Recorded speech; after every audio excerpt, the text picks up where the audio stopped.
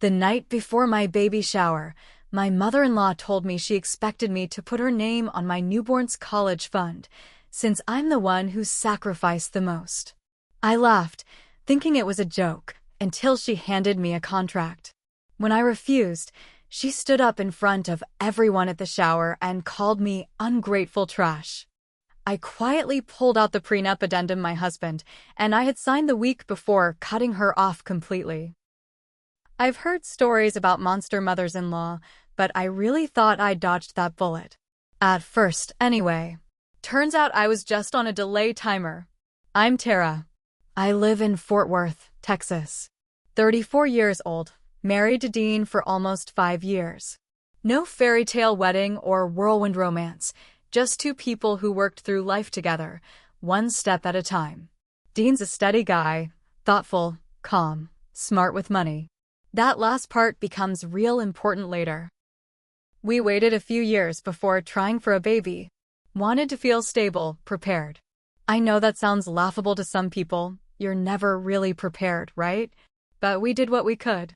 Paid off debt, bought a modest house, set up savings, had the hard talks about parenting, childcare, boundaries with family. Especially boundaries with his family. Dean's mom, Barbara, was always a lot. You couldn't just say, "We're doing fine," when she asked about your day. You had to give a whole report. She didn't do normal small talk, she interrogated. "Where are you grocery shopping now? You don't use those store-brand diapers, do you? Is that couch the same one you had in your apartment? Doesn't that hurt your back?" It was exhausting, but I tried to stay polite. I even kind of admired her once. She raised Dean on her own after her husband died in a construction accident. He was 12. It couldn't have been easy. I'd get that. But instead of becoming independent or wise from the experience, she used it as a guilt chip. Every chance she got. I gave up everything for Dean. I worked nights so he could eat real food. I never dated again. Not once. Because I didn't want to bring another man into his life. That kind of thing. All the time. At first, I thought she just needed reassurance, like a lot of older moms do when their kids start their own lives. But that wasn't it. She didn't want reassurance. She wanted control. She wanted payment. Once I got pregnant, the mask started slipping fast. She'd show up at OB appointments without asking. Once, I walked into the exam room, and she was already in there with Dean, chatting up the nurse like it was her baby. I told her, nicely, that I'd like the next few visits to be just Dean and me. She pouted like a teenager and said, "I just want to make sure my grandbaby is healthy. Sorry for caring." Then there was the nursery. Dean and I painted it soft green and gold. Simple, warm, peaceful. Barbara came over uninvited the next day with bags of decorations, all this loud, cluttered stuff, like a carnival. Bright red and yellow circus animals, banners that said Nana's Little Cub, and even a rocking horse that looked haunted. I'm not kidding. It literally creaked just sitting still. "I just wanted to bring some personality in here," she said. "Babies love color. Green is depressing."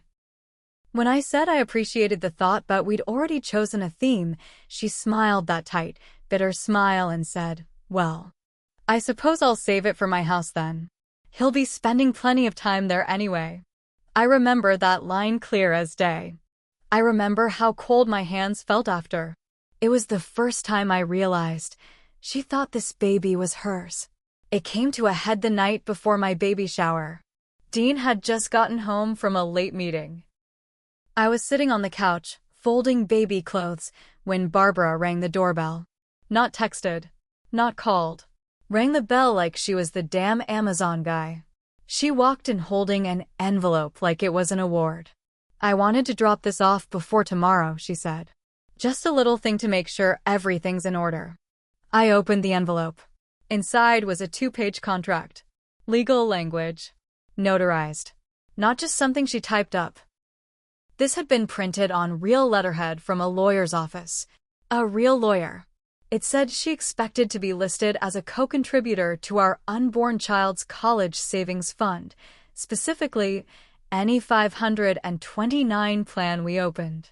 It named her as someone entitled to access and limited decision-making rights in the event that funds were needed to support grandparent-led childcare or family emergencies.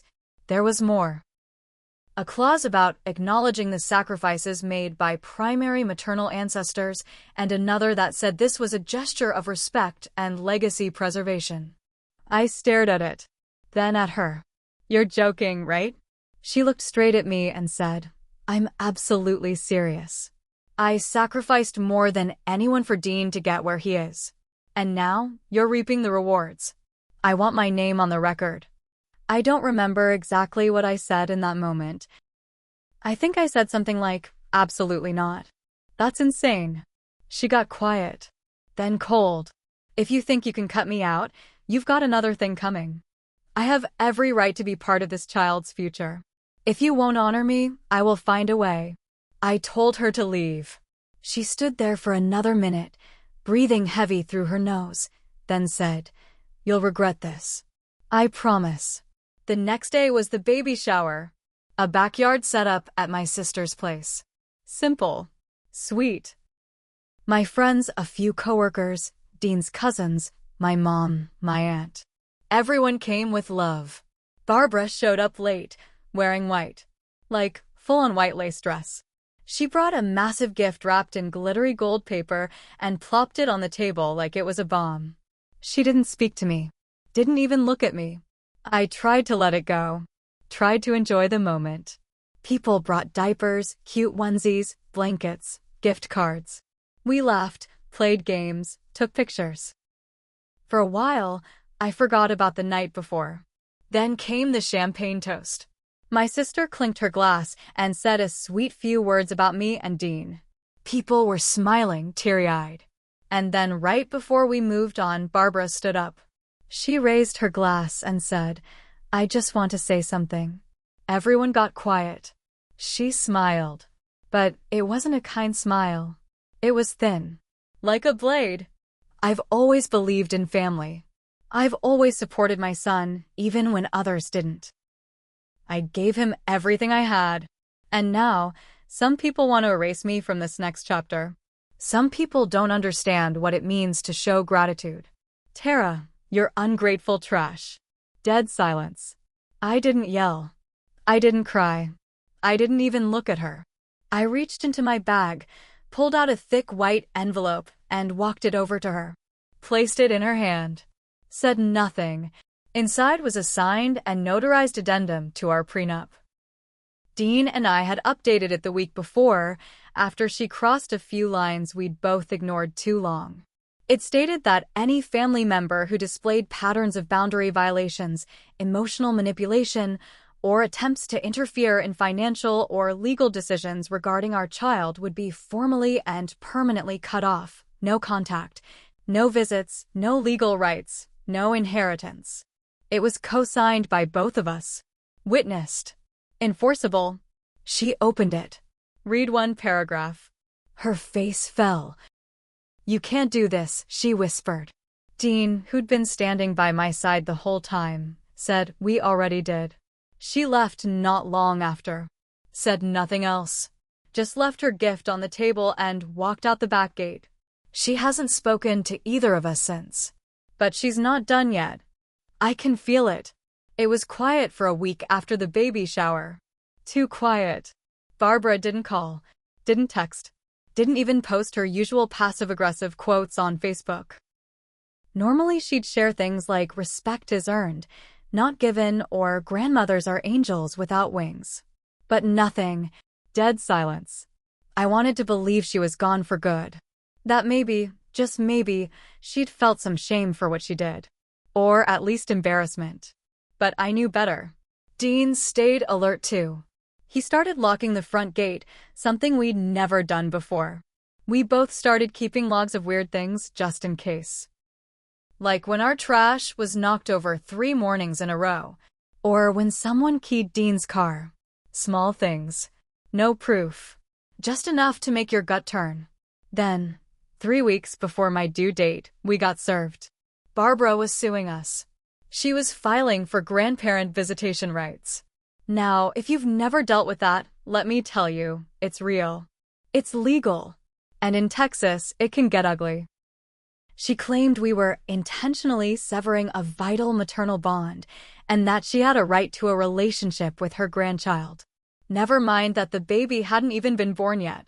Never mind that we had literal documentation of her disrespect and instability. She filed anyway. Dean was furious. He called her the moment he saw the papers.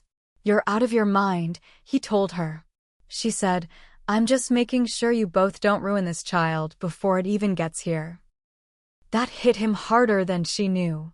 Dean had always carried guilt about how he was raised. Barbara used to tell him his dad dying was a sacrifice that made him stronger. She guilt-tripped him into staying home during college to help around the house, even though she'd had enough money from a settlement to hire help. Dean never pushed back. Not until now. We got a lawyer. A good one. Turns out, her case was thin. Texas favors parental rights unless there's proven neglect or abuse. Barbara had no standing, no history with the child. Nothing to show she'd ever been part of our household in a meaningful way. Still, it cost us over $6,000 to fight it. $6,000, while I was swollen, exhausted, and barely sleeping. I gave birth a week early. A baby boy. Healthy. Strong lungs. Dean cried when he held him. I couldn't stop staring at his hands, so tiny, so perfect. We named him Nolan. We didn't tell Barbara. We didn't post about it. Didn't send a group text. Nothing. We stayed silent for 5 days, just the three of us at home. Recovering. Bonding. Then came the knock on the door. I was holding Nolan in the living room. Dean opened it. It was Barbara. She didn't say hello. Just pushed a giant pink teddy bear into Dean's chest and said, "I came to see my grandson." Dean blocked the door. Told her no. Told her we were still recovering. Told her we were respecting boundaries. She pushed harder. Tried to step inside. That's when I stood up. Walked over. Said, "You are not welcome here. Not now. Not ever." She stared at me like she didn't know me. Like I was someone else. Then she said, "You'll regret this. He'll hate you for keeping me away." Dean shut the door. The next morning, photos of Nolan showed up on Facebook. On her Facebook. Ones we hadn't posted. Ones we'd taken at the hospital. There was only one explanation. Someone had sent them to her. We called everyone. Asked around. It was Dean's cousin, Marla. The only one from his side who hadn't RSVP'd to the shower. Turns out, Barbara had been telling her own story. That I was cold. Controlling. That I'd been isolating Dean since we got married. That she feared for the baby's emotional future. Marla had bought it. Hook, line, and sinker. She'd been feeding Barbara photos. Updates. Even our address for the baby registry. When we confronted Marla, she didn't even deny it. She deserves to know her grandson, she said. Dean cut her off too. But the damage had already been done. Barbara had pictures. Information. A growing army of sympathizers. And she wasn't done yet. Things got worse after we found out about Marla. Dean blocked her on everything. I did too. We tightened our privacy settings, changed passwords, even installed a Ring camera. We didn't want to take chances, not with Nolan in the house. But Barbara wasn't just playing online games anymore. About a month after Nolan was born, Dean got a letter from his old job. A corporate HR complaint had been filed. Anonymous, but detailed. The complaint accused him of aggressive behavior toward female employees and erratic conduct possibly linked to domestic stress. Dean worked in finance. Reputation matters. This could have ended his career. He sat in the kitchen reading the letter over and over. His hands were shaking. "I've never raised my voice to anyone at that place," he said. "They know me." But the letter used phrases only someone close to him would know. Timelines. Exact projects he'd worked on. Private HR language. He was sure it was her. Barbara. She hadn't just decided to destroy our family, she wanted to ruin his name. Dean met with the lawyer again. It took weeks, but the firm finally closed the complaint after an internal review. Nothing stuck. His record stayed clean. But the message was clear. Barbara had gone nuclear. Meanwhile, we tried to keep things normal for Nolan. Play music, go on walks, read baby books, smile even when we were dead tired. We wanted him to feel love, not tension. But then came the mail. Not legal mail. Not threatening mail. College fund applications. Barbara had submitted paperwork to open a 529 plan herself, under her name, with Nolan listed as the beneficiary. She'd opened it without our knowledge. She had no legal right to do it, but she'd done it anyway.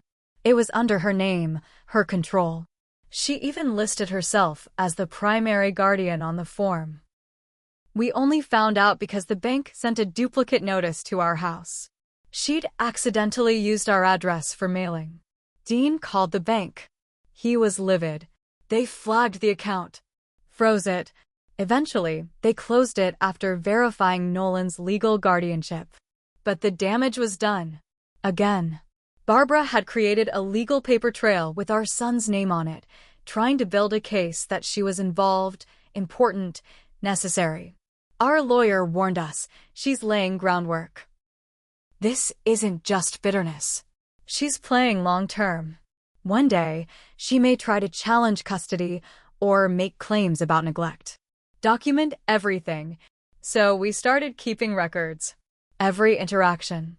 Every text. Every attempt to contact us through others. We even logged the teddy bear she'd brought over because inside, stitched into the hem, was a tiny GPS tracker. Yeah, a tracker. Dean took it to a friend who works in IT. They found it tucked in the seam. Meant to be sewn in, hard to detect. We turned it in to our lawyer. They were stunned. Get a restraining order, they said. So we did. Barbara was officially banned from our property. From any contact with Nolan. From approaching within 200 feet of us. We served it to her at her church. Cold? Maybe. But she didn't even flinch. Just took the papers, tucked them into her purse, and walked up to the altar like nothing happened. She wasn't scared. She was waiting. I wish I could say the restraining order ended everything. It didn't. Barbara went quiet again, but this time, it felt different. Like when you hear nothing in the woods, and suddenly you realize it's too quiet. Then, 3 months later, Dean's dad's old friend, a man named Rick, who used to live down the block from Barbara, messaged Dean out of nowhere. Said he needed to talk. Said it was urgent. Dean met him at a diner on the edge of town. When he came back home that night, he looked like he'd seen a ghost. She's trying to go after custody, he said, eyes wide. She's been meeting with some family court rep, told them we're emotionally unstable, that I've been verbally abusive, that you're on meds and you scream at the baby. I sat on the edge of the couch, frozen. He added, she got someone to back her up. A neighbor. Some old friend of hers who's never even met Nolan. I snapped. And this is where I made my mistake. I posted everything online. All the documents. The contract she gave me. The Facebook screenshots. Photos of the college fund application. Even the restraining order. I was so full of rage, I didn't care anymore. I wanted everyone to know the truth. To see her for what she was. I wrote a long post. It went viral in our town Facebook group. People were shocked. Some horrified. But others? Not so much. Turns out, Barbara had been laying her version of the story down for months. Spinning her own twisted tale. My ungrateful daughter-in-law. My poor grandson I'm not allowed to see. She even told people Dean was brainwashed, that I had isolated him, changed him. When I posted everything, people picked sides. It turned into a community war. Online. In person. Family members we hadn't talked to in years started showing up in our inboxes. Then it got worse. My job found the post. Someone forwarded it to HR. They called me in for a meeting. Said it was concerning content related to a domestic dispute. That they had to do an internal review. I worked in a school office. Reputation mattered. They put me on leave. Just like that. The worst part? That gave Barbara a new talking point. She used it in court. Yeah, she went through with it. Filed a formal petition to request supervised visits. The court date was set. We prepared everything. Brought every piece of evidence. Spoke with our lawyer day and night. Dean even got a therapist's report to counter her claims about his anger. When the day came, Barbara showed up looking like a nun. Light blue dress. Cross necklace. Thin glasses. The judge asked if we were open to a third-party mediation before a hearing. Dean said no. I said no. But Barbara? She cried. Tears running down her face. She said, I just want to be part of his life. I lost my husband. I only have one child. And now, they've taken everything. For a second, just a second, the judge looked at her with sympathy. I felt my heart drop. But then our lawyer stood up. She didn't argue. She didn't yell. She just handed the judge a binder. The judge read it in silence.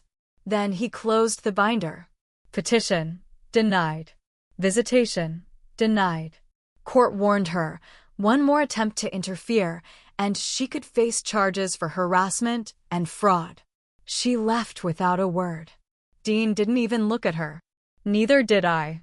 We got our lives back. Slowly, my job reinstated me after a full review. Dean got promoted. Nolan started crawling, then walking, then babbling dada. But we stayed guarded. We never trusted peace again. I still regret that Facebook post. It almost cost me everything. I let rage guide me, and while it felt good in the moment, it gave her fuel. I should have let the paper trail speak for itself. That's my mistake. Barbara moved out of state a few months later. We haven't heard from her since. Not directly. But sometimes, when I get mail with no return address, I pause. Just for a second. Because you never really outrun poison. You just stop letting it in.